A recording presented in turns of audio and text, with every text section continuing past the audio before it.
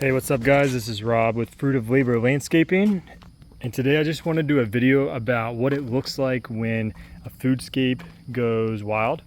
So foodscapes, at least my definition of foodscapes, are edible landscapes that are intended to have a nice, basically manicured, but like kind of tighter look, you know? So obviously this would be way too wild for a normal foodscape. You know, foodscape is, think of your normal like HOA ornamental yard with turf grass and probably a hedge around the front, and then maybe some tiering of lower to the ground plants, maybe some small clumping grasses, and then another hedge behind that. And that would be kind of what I'm referring to as far as with a foodscape would be trying to replicate that and have a very symmetrical and clean look, but all the plants are going to be edible. So this area of my yard is where I attempt to do my foodscaping, and right now it has gone absolutely nuts, and that's because we finally got some much needed rain for probably about a week and a half straight, and I've been very busy with the business and just doing basically life in general, and so I have been neglecting my foodscape. So this poses an issue for foodscaping because, you know, obviously we're not getting this clean look. If this was my food forest side, then this would be fine because that is supposed to be appearing as a forest instead of you know, being nice and, you know, because that's supposed to be appearing as a forest, and this is supposed to be nice and clean and tight. So I just want to show you guys what kind of plants are here, and just know that unless you live in a neighborhood with an HOA, it's okay for your foodscape to get a little wild every once in a while. In fact, most of the plants that are here and giving it this wild look are very beneficial plants, like this Biden's Alba, which is one of the top 3 pollen sources for honeybees in Florida. It's also got an edible flower, so if you want to consider that you know, part of your dinner plate, then it's definitely got a place in your foodscape. It also attracts a whole variety of different pollinators and different insects, so it's a really cool plant, but it does reseed itself very, very well, which is what makes everything look wild. The other plant that's contributing to the wildness of my foodscape is partridge pea, and this is a Florida native. And pretty much around here in Seminole County, this is an annual. Sometimes I will get the leaves to stay on, but the first freeze we get, it's pretty much all the way gone. But I have had it come back almost like a short-lived perennial, and this is a host plant for some of the sulfur butterflies. It also attracts bees like crazy. So if you are trying to bring pollinators in the garden, even though partridge pea is going to make you look super wild, it's, you know, obviously doing some work for you in the pollinator department. It does give off a little bean pod, but I do not believe they're edible. I haven't been able to find anybody who has eaten them, and many websites list them as toxic to humans and agriculture. So probably not going to be trying that one, but if you have any different experience with partridge pea, please let me know so I can kind of update my information on it. The next plant that makes our foodscape a little wild, and notice that my first 2 plants aren't even true like edible plants, even though Biden's Alba is somewhat edible. So my third one, I'm going to keep going with that, and the other plant that is making everything look wild is my climbing aster. So this is after I've cut it back, and it's a fall blooming plant, so you're not going to really see any blooms on it now, but it just gets really big and kind of viney and bushy. Even after I cut it back, it's just it just looks like a big pile of weeds because there's no blooms on it. Now that will change in the fall, and it'll be filled with so many blooms, and that's the only reason that you're going to want to keep it around, and it makes it worth this kind of ugly appearance all summer long. But I promise you in the fall, you'll be glad that you have it in your yard. All right, so the next plant that is making my foodscape look wild is Cranberry Hibiscus. Now finally we've gotten to a true edible plant. The leaves of Cranberry Hibiscus are edible, and giving the common name, and why it has that common name, is because they have a very tart flavor, much like cranberries. So they make a nice complement to a raw salad, to stir fry, or you can even freeze them and add them in as ingredients to like a shake or protein shake or something like that. These get very tall and leggy unless you train them. And even when you train them, you can see this one here I had been training. You can see all the cuts that I've been making to try and encourage it to be bushier. And if you take any time off from pruning it back, you're gonna get these tall, leggy stems.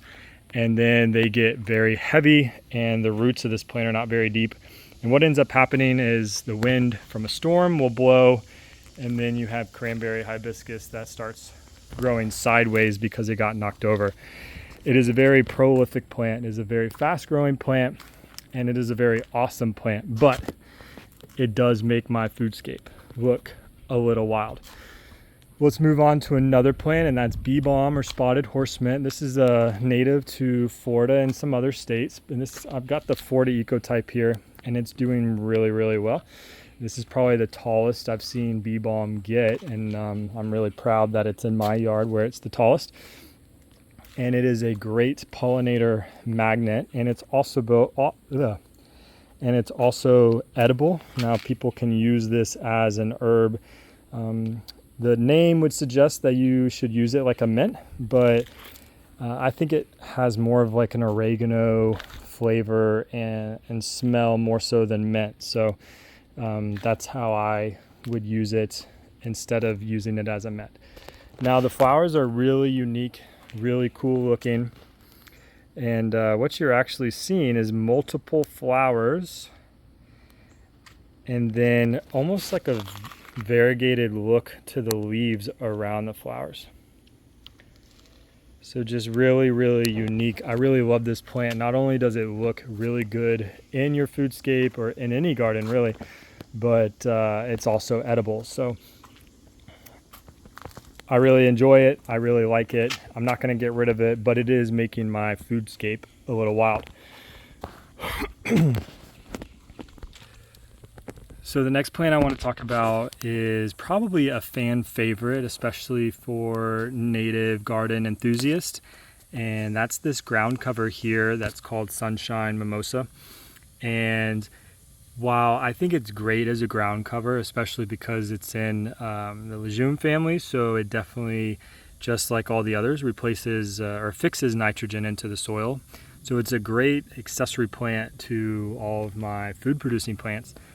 But it also, while it stays low to the ground, you get these kind of like tall, well I say tall, maybe like a foot, pink pom-pom flowers, which look really awesome. But then when the flowers aren't there anymore, you'll see these everywhere.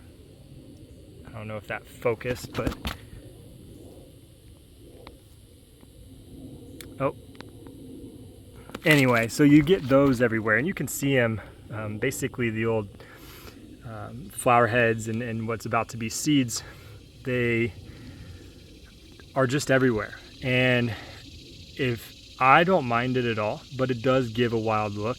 If you would just imagine this whole area here with our little fake deer taking a little siesta down there, imagine that all being mulch instead of that ground cover. And I'm a big fan of mulch. I like the way it looks, and I think that that would make this whole area look a lot more sharp. I do like the ground cover look, but again, it's making it look wild because we don't have a lot of areas in this garden that don't have plants. So it just looks very congested, very crowded, and I think that's the biggest contributor to the wildness of any foodscape, is when you have a ton of plants and you're not able to kind of claim back areas from all the volunteers that you have. And so I wouldn't recommend putting a ground cover, especially a prolific one like Sunshine Mimosa, down in your foodscape if you want that super sharp look, that super clean look. And again, I'm just gonna go back to plant number 1, which is Biden's Alba. Again, you can just see that it just invades and establishes itself. And basically, if there's any room for it to sprout and get nice and big and tall, it's gonna do it. And so everything you see in here that's not an intentional plant is Biden's Alba, although there is some Coreopsis back there, but that was intentional. And I will say that the Coreopsis can do basically the same thing, except for the Coreopsis tends to be more of an annual. It definitely does not have as long of a season as the Biden's Alba does. I feel like the Biden's Alba just stays around all year long, and it definitely seeds itself more in the spring and summer, but the Coreopsis really only has spring and summer as its bloom period and when it really likes to grow. So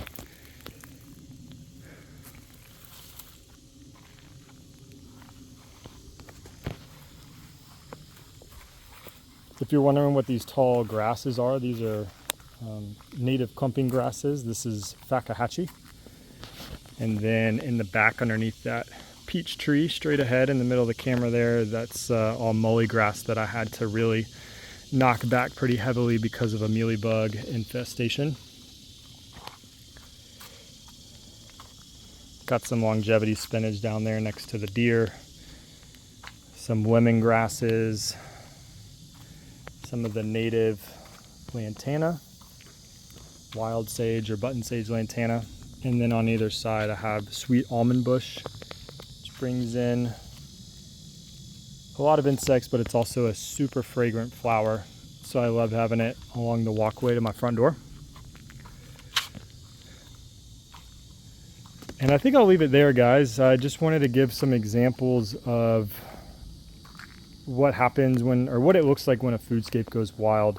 What are some of the plants that can make a foodscape go wild or have that wild look? And I'm not saying that you should remove them from your list of things that you want to grow in a nice foodscape, especially if you're trying to be HOA friendly.